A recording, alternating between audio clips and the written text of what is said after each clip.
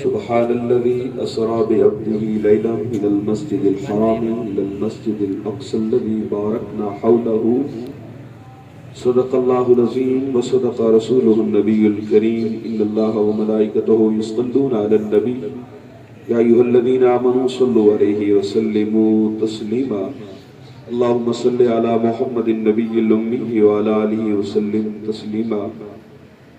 پیارے بچوں، آج جمعۃ المبارک مسلمانوں کا عظیم دن ہے جس کے اندر اللہ کریم نے اپنی خاص رحمتوں کا اور اپنی خاص انعامات کا اس مبارک دن اللہ تعالیٰ کرم فرماتا ہے.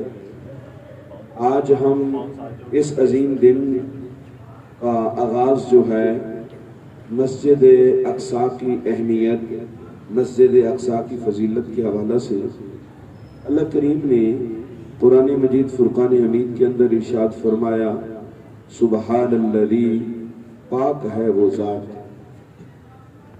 سبحان الذی اسرا، جس نے سیر کرائی اپنے بندے کو مسجد حرام سے مسجد اقصیٰ.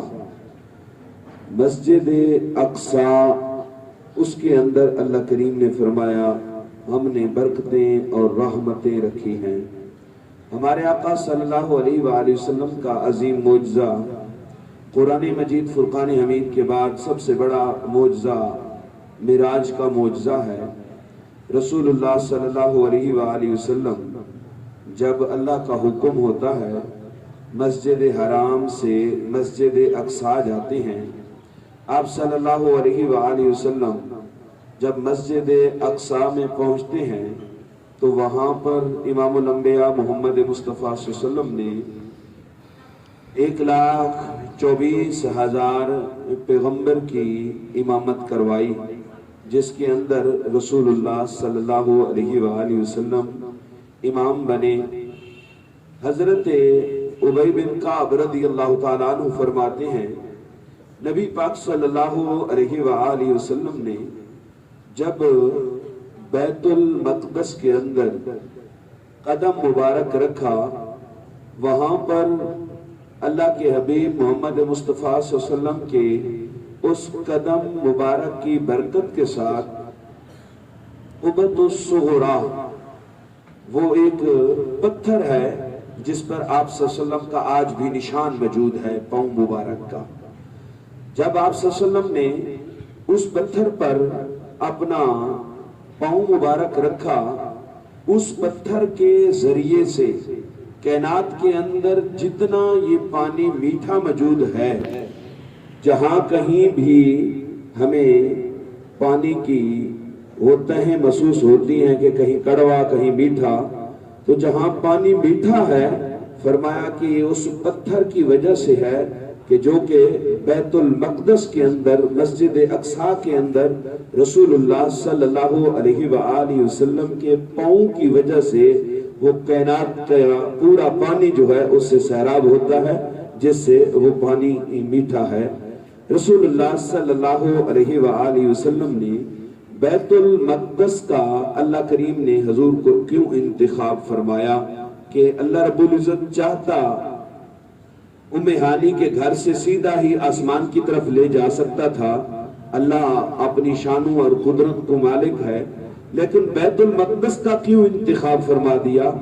فرمایا کہ بیت المقدس وہ عظیم جگہ ہے کہ جہاں پر انبیاء علیہ السلام سے اللہ کریم نے یہ وعدہ لیا تھا، فرمایا تھا کہ جب میرا محبوب محمد مصطفیٰ صلی اللہ علیہ وسلم تمہارے پاس آئے، تم نے اس کے اوپر ایمان بھی لے آنا ہے اور اس کی معاونت اور مدد بھی کرنی ہے، اور یہاں تک کہ رسول اللہ صلی اللہ علیہ وسلم کو تسلیم کرنا ہے.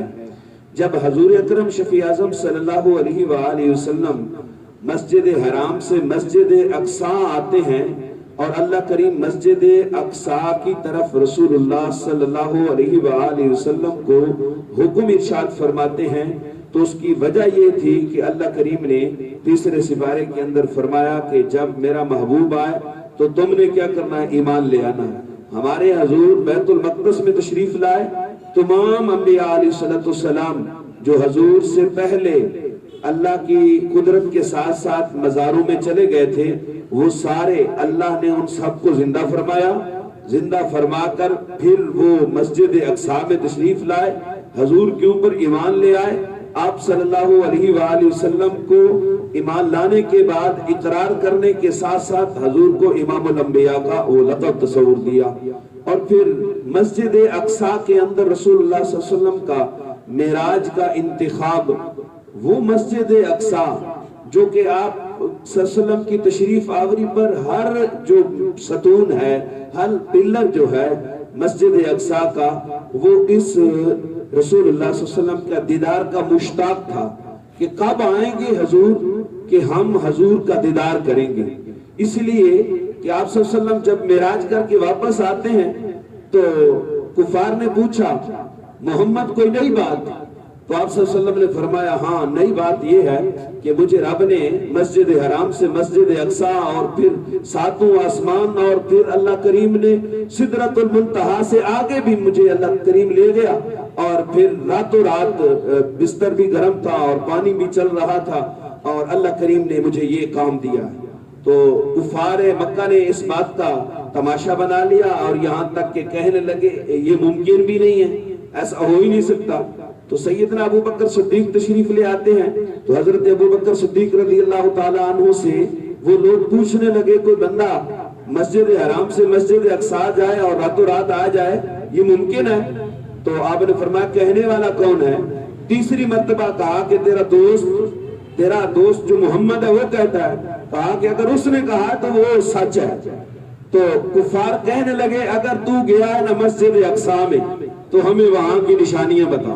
رسول اللہ صلی اللہ علیہ وسلم کو اللہ کریم نے پوری مسجد اقصی اٹھائی، حضور کی آنکھوں کے سامنے رکھ دی۔ وہ پوچھتے گئے، حضور بتاتے گئے فلاں پلر یہاں ہے، فلاں چیز یہاں ہے، فلاں چیز یہاں ہے، ہیکل عثمانی یہاں ہے۔ آپ صلی اللہ علیہ وآلہ وسلم نے پوری مسجد اقصی کی جو شکل و صورت تھی، جو اس کے اندر خصوصیات تھی، جو اللہ تعالیٰ کے انعامات تھے، رسول اللہ صلی اللہ علیہ وآلہ وسلم نے اس مسجد اقصی کو بیان کر دیا۔ اس لیے مسجد اقصی کا ہر ستون حضور پاک صلی اللہ علیہ وآلہ وسلم کی وہ کیا تھا؟ مشتاق تھا کہ کب آئیں گے حضور تمہیں اور ہم اس کا دیدار کریں گے۔ مسجد اقصی رسول اللہ صلی اللہ علیہ وسلم نے فرمایا وہ عظیم مسجد ہے جس کے اندر آپ ایک نماز پڑھیں گے تو 50,000 نمازوں کا ثواب دیا جائے گا۔ مسجد اقصی رسول اللہ صلی اللہ علیہ وآلہ وسلم کے فرمان ذیشان کے اندر وہ عظیم مسجد ہے جو کہ آپ صلی اللہ علیہ وآلہ وسلم نے فرمایا کہ مسجد اقصی جو ہے وہ تیسری مسجد جو کہ بیت اللہ کے بعد بیت المسجد نبوی کے بعد عظیم مسجد قرار دی گئی۔ آج جو کہ ہر شخص ہر ممبر محراب کے اندر مسجد اقصی کی اہمیت کو بیان کیا جا رہا ہے، اس کی وجہ کیا ہے؟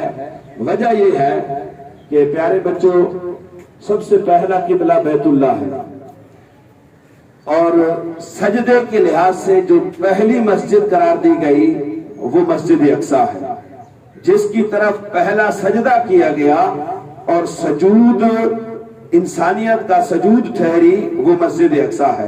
تو لہذا اس مسجد اقصی کی خاطر مسلمان شروع سے ہی اپنا سب کچھ قربان کرنے کے لیے تیار ہیں۔ اللہ کریم نے قرآن کے اندر ارشاد فرمایا وَلَقَدْ قَرَّمْنَا بَنِي آدم، ہم نے آدم کی عزت کی ہے، آدم کی عزت ہے، انسانیت کی عزت ہے، مسلمان سے بڑھ کر فرمایا انسانیت کی عزت ہے۔ ہمارے آقا صلی اللہ علیہ وسلم نے احد کے دن جب حضرت سیدنا امیر حمزہ کو شہید کر دیا گیا، موصلہ بنا دیا گیا، تو وہ وحشی اور ہندا کے لیے حضور نے فرمایا میں ان کے 70 لوگوں کے ساتھ ایسا کروں گا۔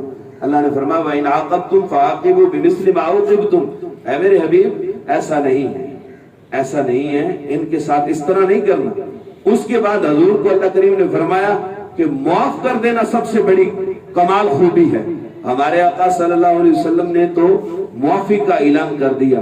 تو لہذا آج یہ جو ان لوگوں نے مسلمانوں کے ساتھ یہ کام کیا ہوا ہے، یقیناً یہ درندہ صفت لوگوں کی یہ شکل اختیار کر کے ان مسلمانوں کے ساتھ ہر روز ظلم اور تشدد کی انتہا، جو کہ ان مسلمانوں کی یہ ہمت ہے جن مسلمانوں نے اپنے قبلہ اول کے لیے اپنا سب کچھ قربان کر کے دوسرے مسلمانوں کو تنبیہ کر رہے ہیں، دوسرے مسلمانوں کو یہ بتا رہے ہیں کہ جب بھی کبھی مسجد اقصی کیا، بیت اللہ کیا، مسجد نبوی کیا، جب کبھی ایسا محاذ آئے تو پھر جانیں نہیں دیکھی جاتی، وطن نہیں دیکھا جاتا، پھر ماں باپ نہیں دیکھے جاتے، پھر سب کچھ قربان کر دیا جاتا ہے۔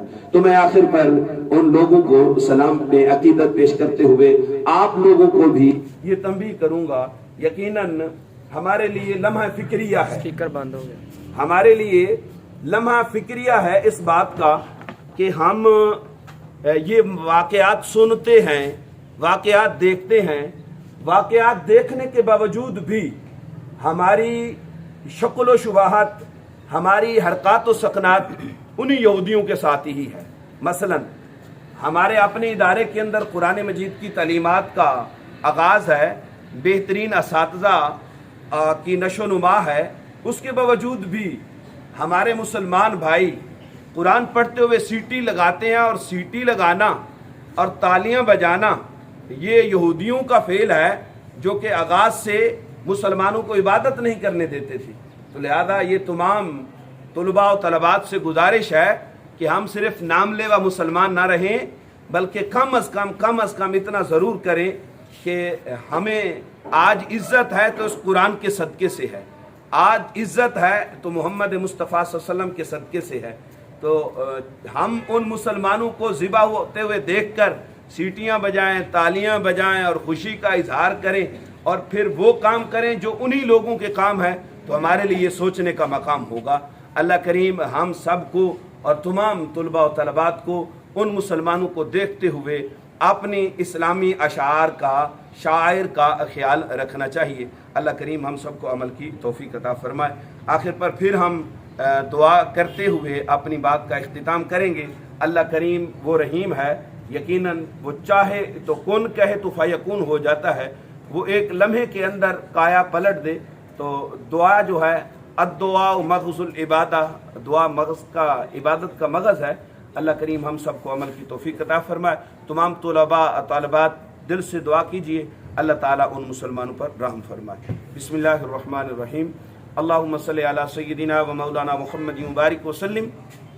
اللہم ربنا آتنا فی الدنیا حسنۃ وفی الآخرۃ حسنۃ وقنا عذاب النار۔ رب کائنات ہم سب کی آج کی حاضری کو اپنی جناب کے اندر قبول فرما۔ یہ عظیم دن جو یقیناً تیرے محبوب کا فرمان ہے، اس کے اندر رحمتیں اور برکتیں ہیں۔ اللہ کریم تو رحیم اور کریم ذات ہے، اللہ جمی مسلمانوں کی خیر فرما دے، خصوص بالخصوص فلسطین کے مسلمانوں پر تو اپنا رحم فرما۔ یا اللہ جو بے گور و کفن پڑے ہوئے ہیں اور اس حال کے اندر مسلمانوں سے وہ التجا کر رہے ہیں کہ ارے مسلمانوں ہمیں دفن اور کفن کے لیے انتظام کر دیا جائے، اللہ تو ان مسلمانوں پر رحم فرما۔ ان کو دیکھ کر اللہ کریم ہمیں عبرت کی توفیق عطا فرما۔ اللہ کریم ہمیں ایسے کام کی توفیق عطا فرما جو کام آپ صلی اللہ علیہ وسلم کی خوشنودی کا باعث ہوں، حضور کا اسوہ حسنہ ہوں۔ اللہ کریم ان تمام کاموں سے بچنے کی توفیق عطا فرما جن کے اندر حضور کی ناراضگی ہو۔ یا اللہ ان مسلمانوں کو جس طرح تو نے اپنے بیت اللہ، قبلہ اول بیت اللہ کو رب کائنات ابابیلوں سے محفوظ رکھا، اللہ کریم ابابیلوں کے ذریعے سے ابرا جیسے وہ فوج اور ابرا جیسے لوگوں کو نیست و نابود کر دیا۔ اللہ کریم تو اس قبلہ اول بیت المقدس پر اپنا رحم فرما، کرم فرما، مسلمانوں کو اتفاق اور اتحاد اور حریت عطا فرما۔ اللہ کریم خصوصاً ہمارے یہ بچے جو امتحان دے رہے ہیں، ان کو اعلیٰ نمبروں سے کامیابیاں عطا فرما۔ تمام آزمائش اور امتحان اور کرب والی گھڑیوں سے اللہ ہم سب کو بھی محفوظ فرما۔ اللہم اغفر وارحم وانت خیر الراحمین، واعف عنا واغفر لنا وارحمنا، انت مولانا فانصرنا علی القوم الکافرین، وصلی اللہ تعالی علی خیر خلقہ محمد وعلی آلہ وصحبہ اجمعین۔